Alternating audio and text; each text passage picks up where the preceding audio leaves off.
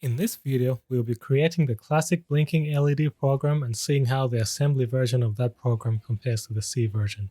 This is a simple assembly program that blinks an LED on and off every half a second. For this demo, I'm using the Explain mini board that uses the Atmega 328PB microcontroller. For all intents and purposes, this board is exactly the same as an Arduino Uno, since they are both based on the 328P series, and this code can actually run and modified on the Uno. Now, assembly doesn't have any sort of built-in delay or wait functionality. If you want to wait any period of time, you have to calculate how many clock cycles that is, and then wait or basically waste those clock cycles. The proper way of doing this in assembly is by using timers, but I won't be getting into that today. Instead, we'll just create a simple delay loop. The explained mini runs at 16 MHz, which is 16 million clock cycles a second.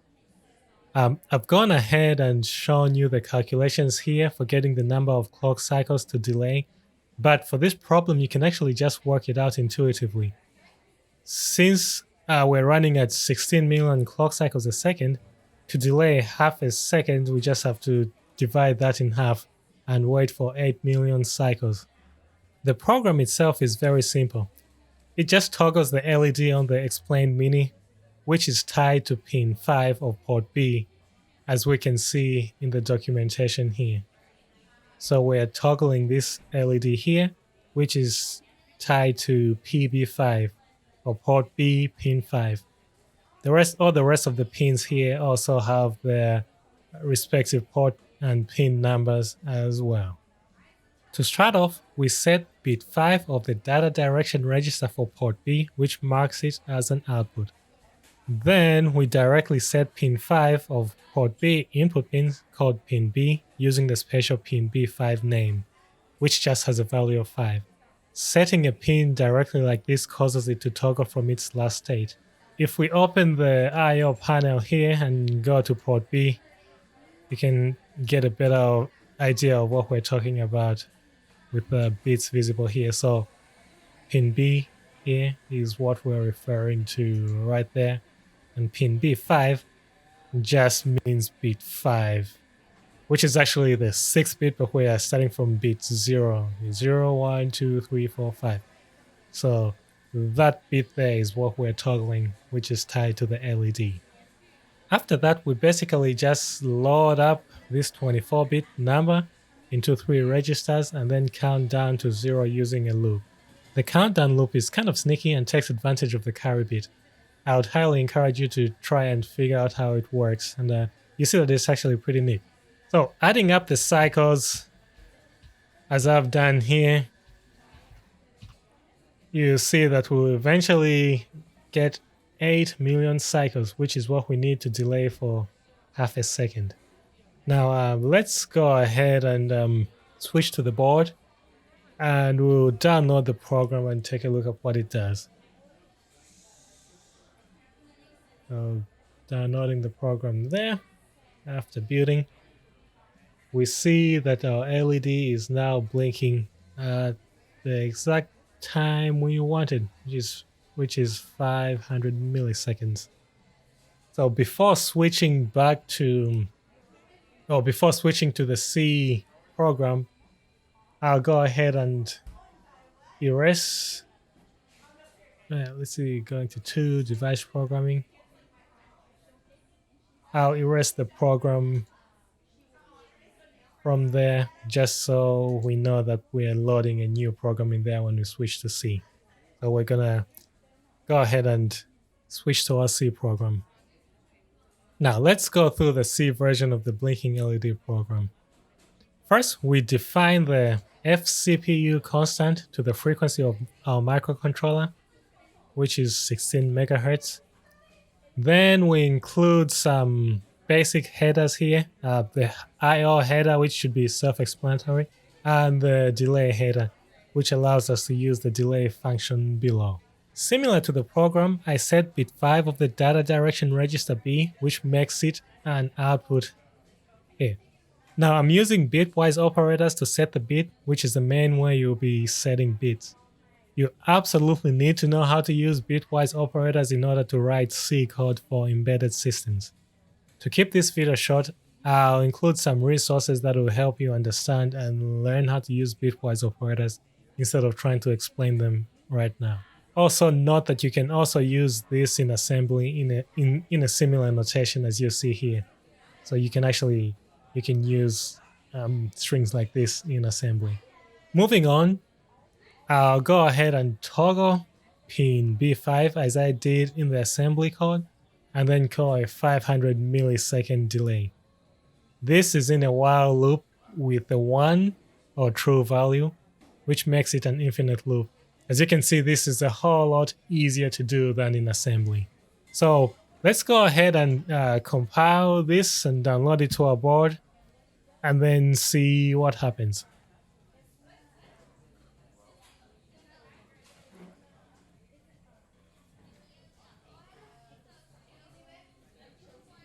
That took a little bit, but we have compiled and downloaded, and we are blinking exactly like we did in the assembly program. One last note about the importance of clock speed is if I change this CPU constant to 8 megahertz, which the delay function uses to know the microcontroller speed, the blinking will actually be faster since we'll be delaying for 4 million clock cycles instead. So let's go ahead and download this and see what happens. Alrighty, so it's downloaded, and as you can see, it's blinking much faster because instead of delaying for 8 million cycles, we're delaying for 4 million cycles. As you can imagine, if you were doing something more complicated than simply blinking an LED and don't pay attention to the clock speed, it can mess you up in some very unpredictable ways. One last thing which you may encounter and probably waste a lot of time on is whether your board is in debug mode or not. So right now we are in release mode, and if you take a look at the configuration here, we're not using a simulator, we're working with our board here, and our interface is ISP or in-system programmer. But if you wanted to debug directly on the board, or if you were already in debug mode, and say we switch this to debug wire, go to debug there. Let me bring up the camera again here. I'll set a breakpoint right there, and go ahead and compile and run that. You see an error message similar to this, which is basically asking you to set this fuse, the debug fuse. So if I say yes, then it'll go ahead and do that for you. And once everything runs, so there, we've hit this breakpoint there. As you can see, our LED is off there. If I go ahead and run again, it will cycle through, and you see our LED stops with it being on. So right now we are debugging directly on the device. I can bring up the I/O panel here. Just put it there, and you can see the bits we're interested in right there. If I cycle again, you see the unset. If I continue, you can also just hit F5 to do that. You see it turns on again and the light is on. So that's how you debug directly on the board. But what I wanted to show you though is if I just stop debugging like this, and then I try to go and run it in its regular mode, which is just writing a program to the chip directly and flashing it that way. If I go ahead and set that to ISP and say go to release mode here, and I try to download that, let me remove this breakpoint. So as I try to download that, you see this lovely launch. Oh, you couldn't even see that because of the you see this launch failed program, this failed to launch program window. So in order to fix this, you need to go back into debug mode and start a debug session. Go ahead and run that there. So it's debugging because it's in debug mode. So what I need to do is hit this, which is disable debug while enclosed. This will set the appropriate fuses so that you can actually switch it into regular ISP mode. So instead of just stopping debugging, you need to hit this option here, which will then allow you to come here, go back to ISP mode, and then you'll be able to download your program normally like that. So that's working. And another way of doing this whole flashing is if you go to Tools, Device Programming, make sure this is MEDBG, which is our controller there. Device, interface ISP, apply.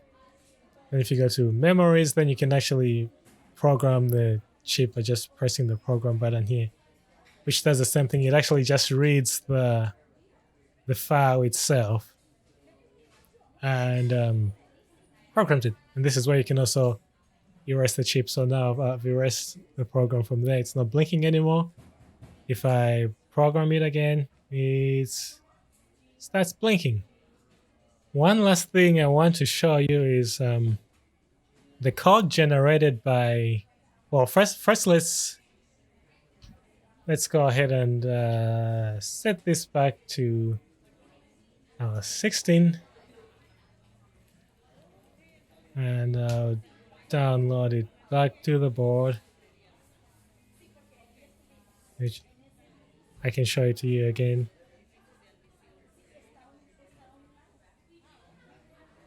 Okay, so it's back to blinking at the nice half a second.